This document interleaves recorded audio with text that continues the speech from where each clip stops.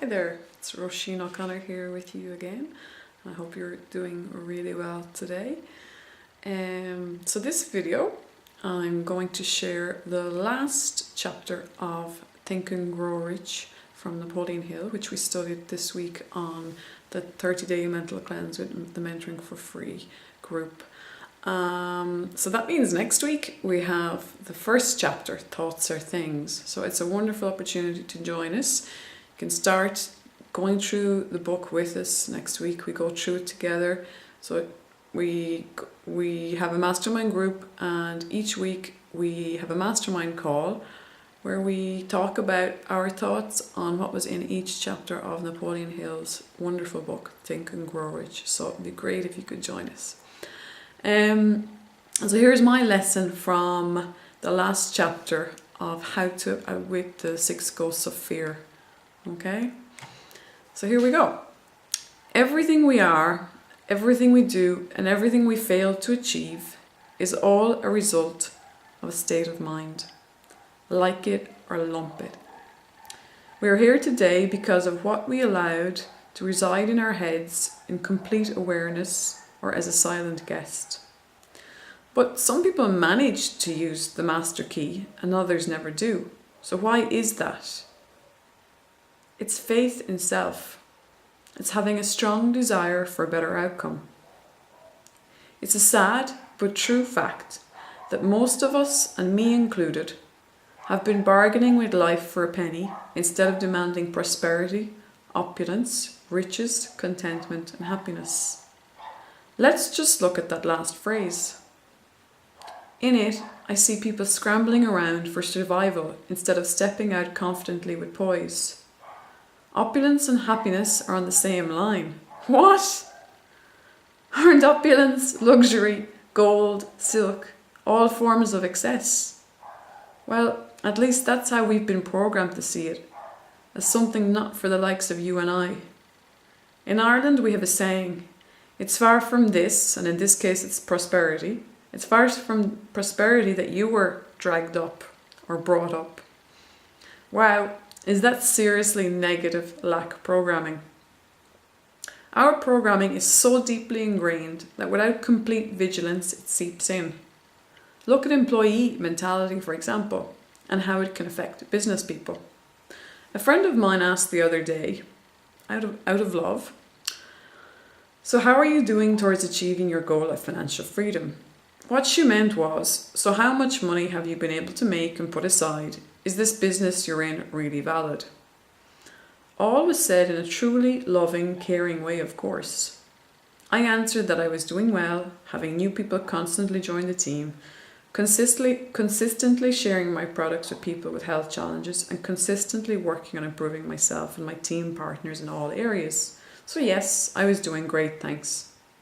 She said, you know, we're just so used to working, getting paid for the effort we put in per hour.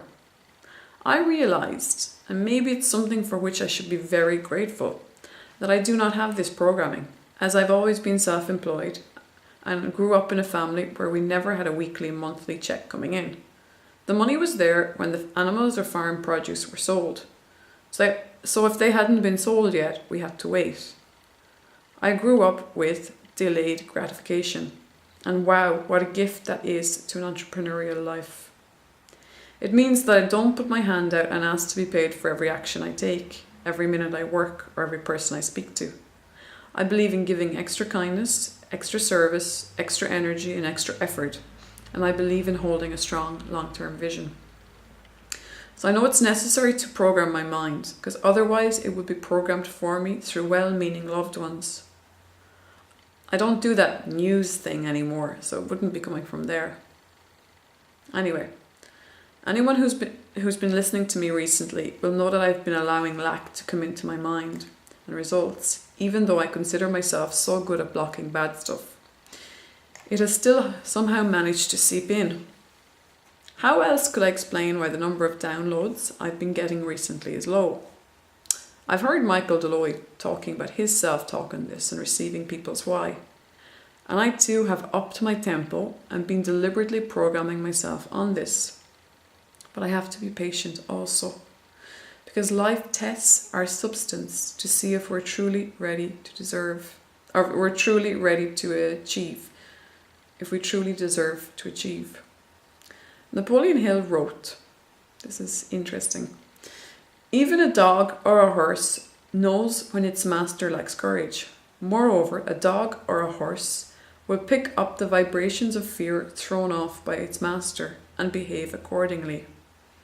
This is a well-known popular belief, so why is it that we struggle to believe that people can pick up on our weakness of spirit or resolve? Choosing a person to be our mentor and coach, to trust our life with, isn't an easy choice. So it's natural that someone would want to check me out before they download the ebook and pour out their why to me if I'm a total stranger.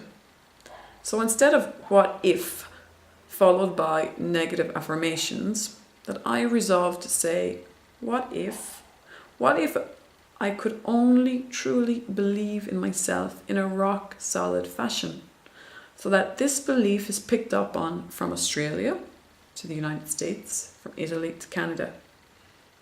Because if I release any doubt at all, even a tiny thought, it's enough for the universe to interrupt the actions of a person thousands of miles away who was about to download the ebook and confide in me.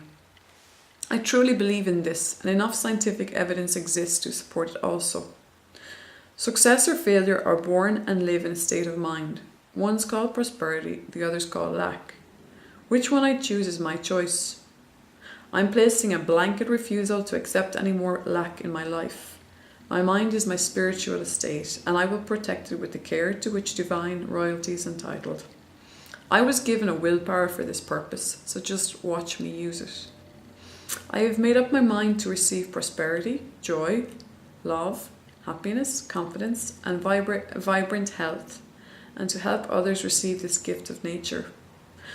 I have made up my mind to vibrate at this level, so that I am attracting people who truly desire the same and have refused to allow poverty to reside in their sacred abode any longer.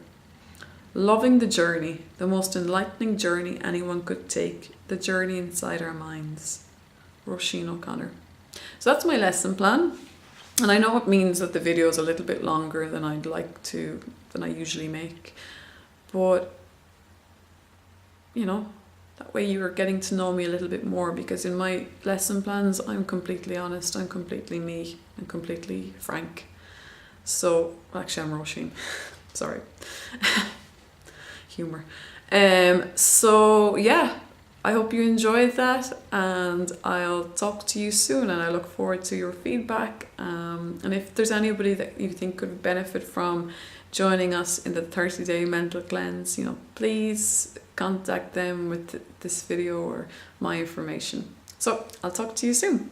Bye bye.